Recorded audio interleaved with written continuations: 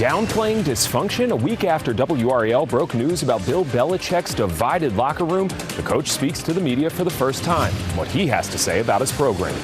We've got some chilly mornings on the way. Who will see the lowest temperatures and a look at your state fair forecast.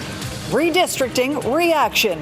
North Carolina is aiming to be the next state to redraw its congressional districts. Hear from lawmakers on both sides about what the new maps would mean for next year's elections.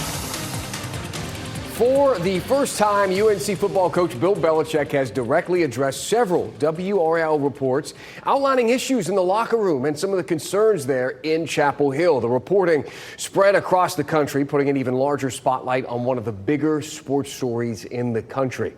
Thank you for joining us here at 7 o'clock. I'm Dan Haggerty. And I'm Ashley Rowe. We had 5 people at Belichick's news conference today trying to get the Hall of Fame coach to shed light on the problems we reported first. WRAL's Sean Gallagher broke down Belichick's message. Bill Belichick started off his press conference emphatically denying any reports out there that he would accept a buyout, calling into question a lot of those reports, but not ours. He handled questions about the poor product we've seen on the field and the devolution of his team off it. Look, no one expected a national championship this year, even the head coach. It didn't always happen the first year. In fact, it didn't happen in any of the first years. But that doesn't mean that we're not going to continue to build and establish our culture and establish our work ethic and our commitment to improvement. The football coach took questions for nearly a half hour, mostly from WRAL's team of reporters there, including Pat Welter, who broke the story last week of division and dysfunction inside UNC's locker room. You're telling me that you believe this process is working? You know, the process will eventually produce the results that we want to produce, like they have everywhere else I've been, so I'm very confident in that. Confidence isn't what's seen on the field. A 2-3 record with one of the statistically worst teams in college football, and dysfunction making the Tar Heels the laughingstock of the NCAA.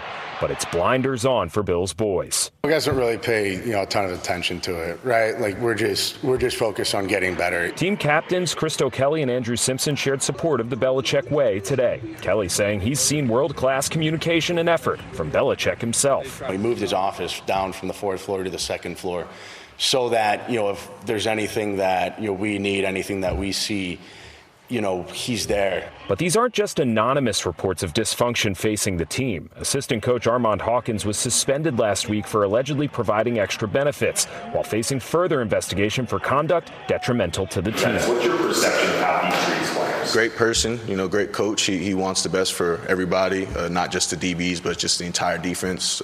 Always brings high energy, always has a positive attitude, and he just wants the best for everybody, regardless of what position you play or where you come from. It's just a good coach to have on the staff. Sean Gallagher, WRAL News, Chapel Hill. And Sean's report brings us to our quote of the day.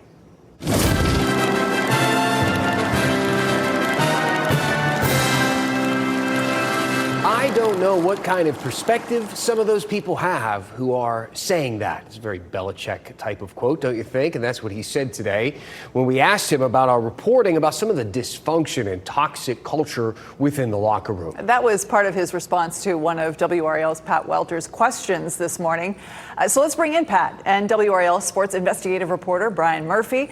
Guys, so much noise around the program in the past week. So what was your sense being out there today? What was your sense of how it all went? Yeah, Brian, I thought it was certainly a very different vibe, right? And as it should have been. This was not your typical Monday press conference, right? We had Steve Newmark there, AD-in-waiting, Chancellor Lee Roberts, Baba Cunningham, others among that as well. But as far as Bill Belichick on the podium, experience showed, right? Like he was ready to take this, and he certainly stuck to the talking points. Yeah, Bill Belichick handled it like I thought he would. Took it head on, some of it. Other things just kind of papered over it, saying, I'm not seeing what those people are seeing that are talking to the media. Didn't get into a back and forth with anybody. Took the questions and took a lot of questions, about double the length of a normal Belichick press conference. And I thought having Roberts and the athletic leadership, Mike Lombardi was there as well, a real sign of unity. We've got Belichick's back, at least for now. I had the same read. I thought Belichick would be stoic and answer all the questions, and he did what he usually does. He's good at blocking out the noise, one of his catchphrases. He is used to getting his team to do that as well, but those were pros. Those were adults. These are college kids. I'm wondering if it's been more difficult, do you think, to manage that with these younger players? Well, at least the two players that they brought to talk to the media today handled it really well. They said much the same in a Belichick manner, dismissed any of the concerns that people brought up about dysfunction in the locker room fights, a culture where maybe Mac Brown players and Bill Belichick players aren't getting along. They said, no, none of that is true. We've been working out together all throughout the summer. What was your take on how they handled it? Yeah, I mean, I think you have to read it for what it is. I think you have to put it in context, right? Christo Kelly, Bill Belichick's first recruit, first transfer in. He comes from Holy Cross, where his own daughter is a coach. Andrew Simpson, another one of his prize recruits, and arguably probably one of his best ones on the defensive side of the football. So you take what they say, you keep that in mind, you judge for yourself. I can tell you what we do know.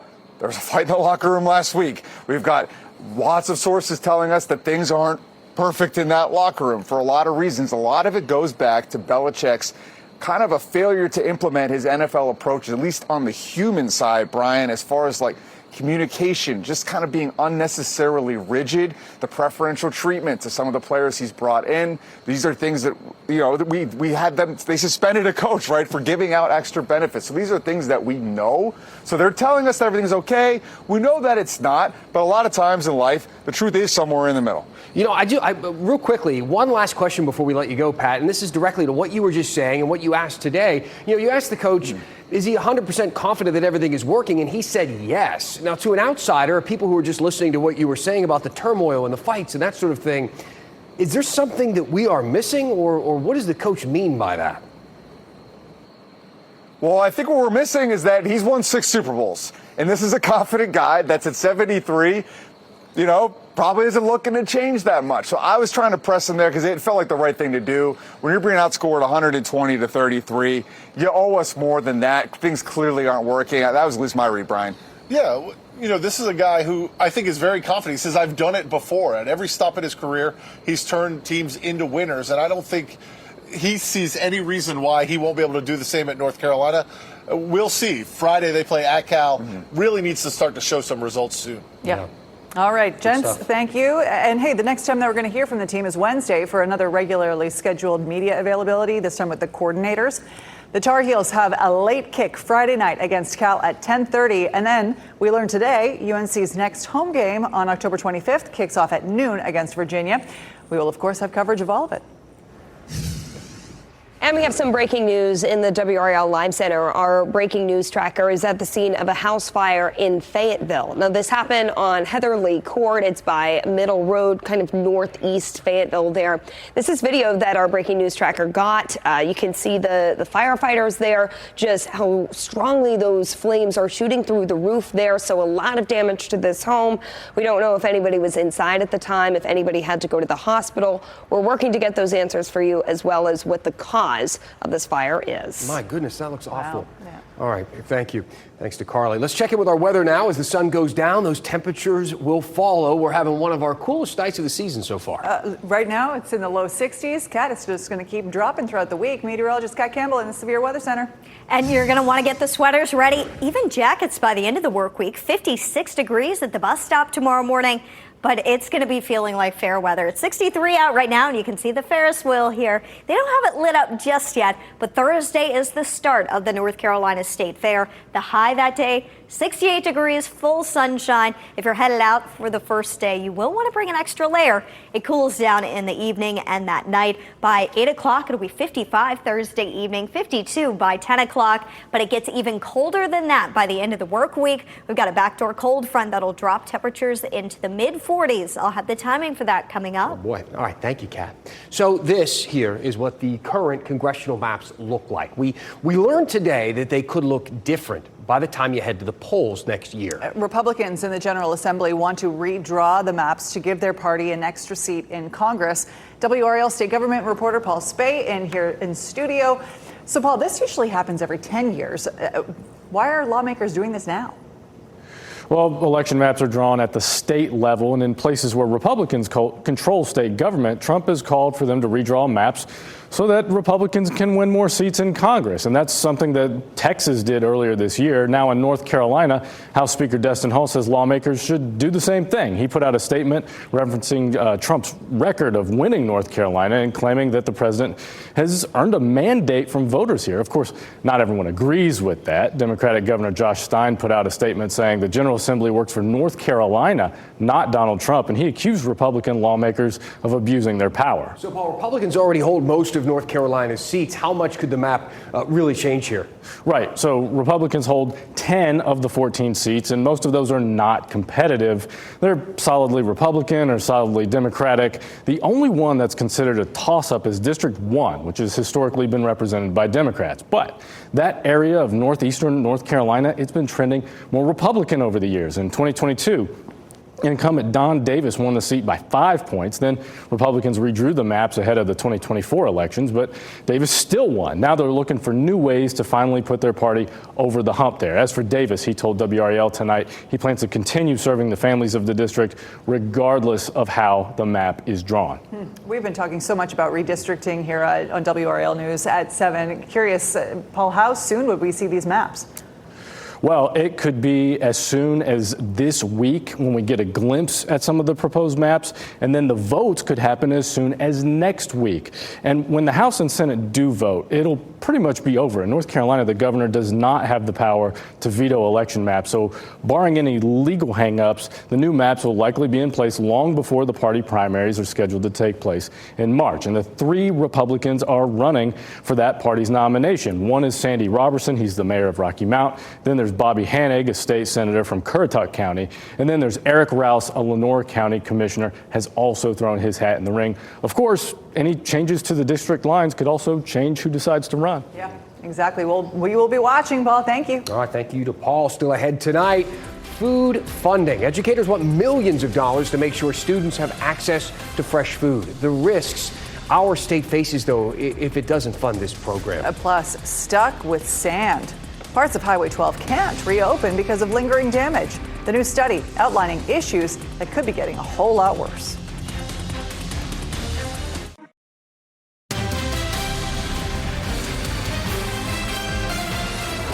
We learned today the shutdown will not impact SNAP or WIC benefits for the rest of the month in our state. At the same time, state educators shared plans to make sure kids have access to fresh food because of separate federal cuts. Educators and advocates say schools need more money. They're asking state lawmakers for $2.5 million. It comes after the Trump administration cut funding for the Farm to School program. One farmer says the extra money will help keep up with rising costs and a growing population in the state. Why do we have to make a choice of serving the highest, best rice product we can to the nicest restaurants in Raleigh or Charlotte, but we can't have that to the public schools? Why can't those be the same thing? The group is also asking for more money to support families in need over the summer. State Senator Jay Chowdhury says he is optimistic that his colleagues will approve the request. The Outer Banks just really can't catch a break when it comes to the weather. As we look at some of these pictures, they tell the story here along Highway 12 from over the weekend and into this morning. The problem spots, no match really for the strong surf that has been caused by the weather systems we've seen there. Parts of the highway are impassable tonight. You've likely heard us talk about the issues there for quite a while. It's the only road there in or out of the Outer Banks. Scenes like these have huge impacts, especially during peak summer travel season. Problems there appear to be ramping up, though. Leaders in Hatteras heard about a new study last month, and researchers are warning that increased coastal erosion and more expensive repairs could soon outpace the available funding. So basically, not enough money to keep up. Crews currently turn to sand renourishment projects to fortify the dunes there along the road. Long-term answers, though, will require a different and likely much more costly solution. If this all sounds familiar, you may have seen it in our in-depth segment about a month ago about erosion and the homes toppling over there in the Outer Banks. It's a similar problem with many of the same challenges that they're dealing with up and down the coastline there. For the full scope of the issues on our coast, plus the ideas and answers they have out there, you can watch our segment right now on the WRAL YouTube page. We always love getting pictures of, the weather outside in your neighborhood. And we get it to the Report It page on our website. And, you know, sometimes we get a very familiar friend who sends us stuff. And he's the expert. He knows this very well. Mike Mays was in the mountains over the weekend. He shared this picture from Ashe County. And I mean, look at the fall color popping here. You can see lots of oranges, a little bit of red in the distance here. Moderate to high color for many areas in the mountains. We love to see it. And it's going to be such a nice week for people who are lucky enough to be traveling to the North Carolina mountains. Currently, we're at low color here in our part of the state. But as you head west, we've got moderate color closer to Beach Mountain and Boone, also Asheville in low color at the moment. But once we get to next weekend, we're really going to be looking at pretty good color, closer to high color or peak color for Boone, Blowing Rock, Beach Mountain, Sugar Mountain. Those are all some popular spots. And near or past peak at Pisgah and Gatlinburg, if you're going to cross the line there, the border, it should also be seeing some nice fall foliage. This week here, we're really cooling down. We've got a backdoor cold front that slips in from the north on Wednesday. Our cooling north wind continues. It won't be quite as windy as it was yesterday, but it'll be breezy again tomorrow. Mild afternoons, so still comfortable during the afternoons, but in the mornings and at night, that's when it really gets chilly, especially Friday morning. That's when we could dip down to 45 degrees. Let's take a live look over downtown Raleigh from the Natural Sciences Museum. You can see just the last little bit of the sunset in the distance with these earlier sunsets now, and a little bit of cloud cover still hanging on out there tonight. Here's the setup for tonight. The nor'easter is impacting the northeast. It's just kind of sitting, spinning, pushing all this water ashore and bringing strong wind gusts. We have a secondary area of low pressure that's formed along the front here, and that's going to be moving away from us. However, because of the wind direction and that easterly wind, we're going to be pulling in some moisture from the coast tonight, and that could lead to more clouds developing throughout the day again tomorrow. Tonight, though, a lot of kids had off school today. It's going to be a great night if you're able to sit outside, do some s'mores with the kids.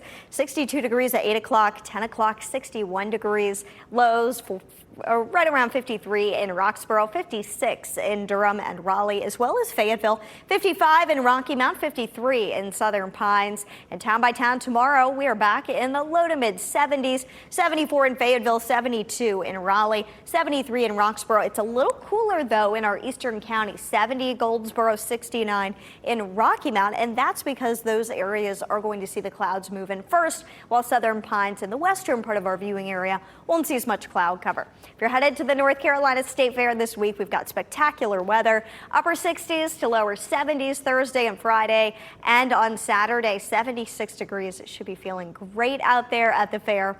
Your 7-day forecast is pretty dry. Beautiful fall weather, but of course we still need the rain. Our next opportunity for rain would likely come late Sunday into Sunday night. As of right now, it looks like that would clear out of here by Monday, and it's just too soon to tell rainfall totals or anything like that, but we'll keep an eye on it as we get closer.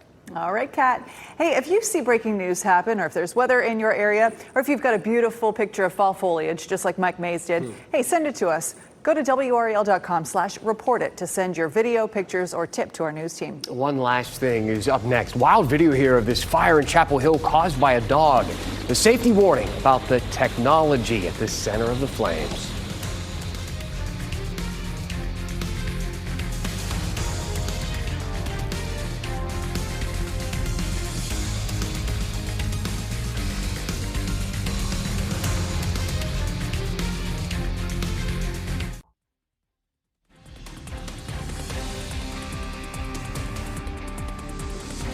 Hey, one last thing, a close call for a family within the Chapel Hill Fire Department, and it was all caused by a curious dog. Check out this video. It's from the fire department. A dog knocked a device off the counter, and look at, oh, yeah, it started smoking and then started doing that, shooting flames. The dog, named Colton, goes scurrying off. The fire department says Colton got to the device's battery and chewed out, which caused the fire. Fortunately, the dog is doing all right. You can hear the smoke detector going off. The home has limited damage. Oh, my goodness. So the device had a lithium-ion battery in it, and they are in absolutely everything these days, from your smartphones to electric cars to laptops to medical devices to kids' toys to electric scooters, electric bikes, literally everything. They are rechargeable. As you saw in that video, they are also a serious fire risk when they are not stored properly or if they get damaged or really anything except for using them the right way. Listen to this. The Consumer Product Safety Commission Commission found that these types of batteries cause about 5,000 fires every year. Fire experts blame things like the battery overheating, breaking down over time, or getting damaged like we saw with the video with the dog. They're also a problem when people don't get rid of them properly. 2 waste trucks in Durham have caught fire since June because people threw them out. These pictures show some of the smoky scenes that firefighters have dealt with. If you end up needing to toss your lithium battery, firefighters recommend that you recycle it. Many cities and towns have specific places designated to get rid of them safely. This is a list right here. It shows the ones that we have in Raleigh and Durham. That incident, though, with the dog sparked our conversation. It comes right after the National Fire Prevention Week, and firefighters say it's just another reminder of why getting up to speed on the best safety practices is very important, especially when it comes to these products that we literally have scattered throughout all of our homes. I don't know if it's possible to get that video of the dog and the fire back up again, but boy, that dog, I mean, first of all, thankfully nothing bad, terribly bad happened, but I love this part where the dog's like, I'm out of here. Yeah. No, exactly. Scary. It's remarkable that the flames didn't spread more in this case, so they were lucky that this happened the way that it happened, despite being unlucky in the situation to begin with. Exactly. But glad that everybody's okay, and thanks to the fire department for sharing this important story. And thank you so much for being with us tonight. Our next newscast is at 10 on Fox 50 and 11 on WRAL. Have a great night.